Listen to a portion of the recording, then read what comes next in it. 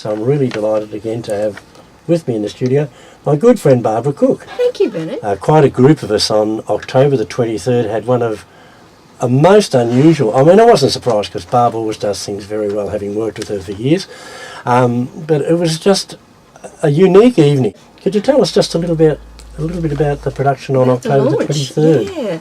Well, coming up to a book launch, I've been reading about what you do at a book launch, and as you described, that seems like that's what you do, and that sounds wonderful. However, I'm not one to do things in a small manner, so I've got to, do the big production. Yeah, so Sandra's amazing. We just accidentally happened to come upon each other, and when she said, "Oh yes, I'd love to do that. Yes, I can interview you. Yes," and it ends up that Sandra's a professional MC for conferences in Melbourne. So it was just incredible to feel that I was on the telly in somebody's really good hands. And it was beautifully lit by one of the students. Yes, that's right. The middle part, I explained to people that it's about the soul when it's coming to gestation and birth, as if, it was just me imagining if I could ever remember what that was like. And so I just briefly described that, and then I described what the third section was about, where the soul is now a 4.5-year-old child, and she finds her way into the corner shop where there's this magical lady called Mrs. Mills who helps her find her way. It helps to understand what's going to come in her life and how she's going to get through her childhood with choosing some protective behaviours, what I called them. And then, once I'd had a little reading from that third section, we had a couple of actors enact the scene from it. And they were amazing. They were amazing. A way I got onto those was I asked a colleague, do you know anybody who might be prepared to do a little acting scene for me? Oh, yeah, you could try Sue Rawkins, she's a child actor, and Molly Jones, she's a young actor who's going to be in Mary Poppins soon. And I said, do you think they'd do it? I don't even know them really. So sure enough, jumped at the chance. Oh yes, and the theatre director as well jumped at the chance. And so they put in hours of rehearsal with me. And then I created a backdrop up in the back wall so that as I was turning the pages of this book, which is about the gift, which is about your passion that you find, as they turned the pages turned on the back wall. Now this is me with my keynote skills, Bert, and you should have seen what I learned I learned so many new skills in providing this production. But your book especially defies. Yes, it does. Because it's not, I mean, there are many books on quote-unquote self-improvement and so on. This doesn't tell anyone to do anything. No, it's not instruction at all. So I guess on the back page, the publishers asked me what sort of genre to put in, and I put mind, body, spirit. You could possibly call it self-help, but I think the main person it helped was myself, actually. So it was important for Barbara to write this book. Yeah, I wrote it. And what's the point in writing it unless you share it? Yeah, well, I wrote it about 20 years ago, and it was just as a result of a major life crisis. And when I finished with that crisis, I remember asking, what was I meant to learn through that? And it seemed that once I asked the question, this writing just started coming out of me at all hours of the day and night, and I'd have to just drop what I was doing and start writing. So it was almost like a parable came out of me. It was like a sort of a personal growth parable, as if there was people up there who were helping me to choose where I was going to be in my life and have those exact experiences. Because I don't know about you, but it seems to me that sometimes when I've gone through stuff and I get to the end of it and I go, what was that for? And I look back in hindsight and go, oh, I needed exactly that experience. I really needed to go through that, and I learned something from it and I grew from it. So I guess for me, this parable that came out, which wasn't really my invention in a way, but it helped me to see it in an abstract way and see the patterns that had evolved in my life. And so I just tucked it away in the wardrobe, really. I typed it up, thought that was like a gift to myself, and I just put it away. That's it. And it was only 20 years later, when just last year I'd had another upheaval in my life. And once that had happened, I sat down and I went, oh my gosh, I've got such compassion for people who just can't see their patterns or something. I would really love to write about this, oh my goodness. And then I almost thought, oh, hang on, you've already written it. So I got down this folder. I literally had not looked at it for 20 years. And I started reading through it and I went, oh my gosh, that's that person and that's that. And it seemed to me that it maybe wasn't just my story, and there were some parallels that maybe some other people might read in and resonate with. So that's really the only reason I'm sharing it, is because I felt that I wanted to, put something out there, and I wanted also to be able to say, well, this is what's been inside of me all this time, and I don't really show it to very many people at all, and it's like an expression of my full self. So here's me fully being in the world. Now, it's interesting, you used the word up there, maybe a capital U, capital T. Yeah. There is not an up there. There's not a transcendental capital B being in your reflections? Yeah, no, not really. It's more of a case of, well, at the start, how does it start? Well, a soul goes into a waiting room. And that sounds like the beginning of a joke, doesn't it? One of those English Irishman ones. And it's as if the soul is a disembodied voice. And I guess probably the thing I need to explain to people at the start, and I think this is why people maybe don't quite get it for a little while, maybe into the second half of the book, is that I personally feel as if I'm a soul firstly, and it's like I've been inhabiting this body. Not as if I'm a body, there's the main thing, and then the soul, something floating around on top of my head. That's what it feels like to me. It feels like a bit like that movie, The Avatar, when he sort of goes into that different body. And I used to wonder, oh gosh, imagine if I'd been born in a different body, or if I'd been born in that era or that country. Oh my gosh, my experience would be so different. So this, the soul going into the waiting room, in these two consultants called Lee and Joe, and they're this lovely couple.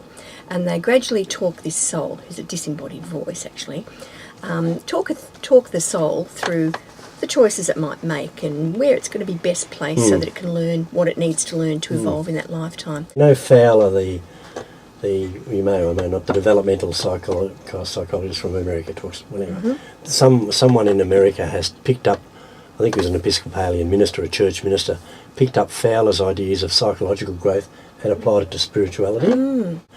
We do see reality differently at different phases of our life, and to me that's the only, I shouldn't say this, one of the good things about growing older is that you can get a chance to reflect. Oh yeah, you were talking about the psychological growth and the maturity of spiritual growth, and I think there's a bit in here that I've chosen to read that refers to that. So, very good. Okay, settle down everybody in your chairs, wherever you are. Okay, so this is from the first part of the book.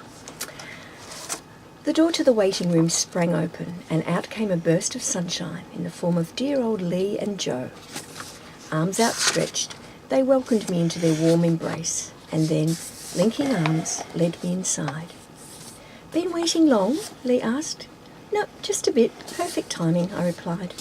Wonderful, Joe said. It's so good to have you with us again. Now just take a seat there between ours, and we'll get started. As he spoke, I remembered, lost a page here, the comforting depth of his voice.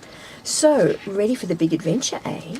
His wise, deep brown eyes held such a mischievous twinkle that I instantly remembered why I loved these two so much. Lee was just as pleased about the whole thing. Just as I thought it, she said, well, let's get started. Let's get you a body. All you really need to do is keep answering our questions. We'll find the exact placement for you. As you know, you can't make a wrong choice. Every choice is the right one. She beamed with satisfaction and sat back in her chair contentedly. Joe took over from her. Of course, none of this is set in concrete. Do you recall the second principle? Now, I just made that up, you understand. Yes, I'm pretty clear on that, I replied. Isn't it that we can only evolve by engaging with the realities of the physical world? Initially our parents and families. After gestating in the perfect world of the womb, we suddenly find ourselves completely open and porous to a real but imperfect world, dependent on imperfect parents for our very survival. We absorb both the positive and negative energy like a sponge. But this soon becomes untenable because as children, our brains are not yet able to process the intricacies of the adult world or the emotions that arise from experiencing this flawed world. We are easily swamped by these feelings which we don't understand and cannot name. Lee clapped her hands like a little girl. And yes, what do children do about it? She asked me with a gleam in her eyes. I have to look after my pure heart, which is my essence. It's me as I am now. Using my mind, I shut parts of myself away for my own protection, lock them away in a safe little box, create a cosy place to hide away and go to sleep, make that safe place into a fortress, barricaded with personality traits and ways of behaving that protect me. These traits become comfortable and set in stone. There's a big, heavy door with an old-fashioned key. Such beautiful pictures, Lee said, smiling happily. Can you recall how the story unfolds? I seem to step into the next life phase and speak from there. In our adult lives, if we are ever ready to realise that parts of ourselves have been asleep, we may reach the stage of true maturity. We will see that our safe little worlds are inflexible and limiting and don't even work for us anymore. We may sense that there is something more to be had. We can then choose whether to keep our old behaviours going or surrender to the true flow of life. Beautifully read too. Thank you. I How guess- might I use, quote unquote, how might one use this book? I know how I use it. I read it and pause and maybe read it again and have a think down on the beach. Yeah, that's what a lot of people have said, actually. They've read it, and as I said, it's like a parable story. So Yeah, you could actually just parables are read good. it as a straight-out parable, like almost a fictional fantasy type of story. But a lot of people have found that they've got to the end of it and thought, oh, that was really nice, that bit there. And then the part with Mrs. Mills in the lolly shop, I really enjoyed that character. And then things are starting to spark off in their own minds about their own journeys. And as you said, sometimes a couple of people have said to me, I've had to read a chapter and then just put it down and have a think about that for a while. So it definitely it has been resonating with people on different levels, and some people skip over certain bits and it doesn't even go in, and other things really spark off something about their own lives. And the thing that's different about my book, I suppose, is that a lot of people who are writing books on personal growth or whatever you would call it, they've got a string of letters after their name and their PhDs, and they've collected data, and they've come up with conclusions from that, which is wonderful. I find those books to be really helpful on many levels. However, I don't have a string of letters after my name. I'm just a regular person like Thank everybody heavens. else. And I'm just a regular person. I'm no expert.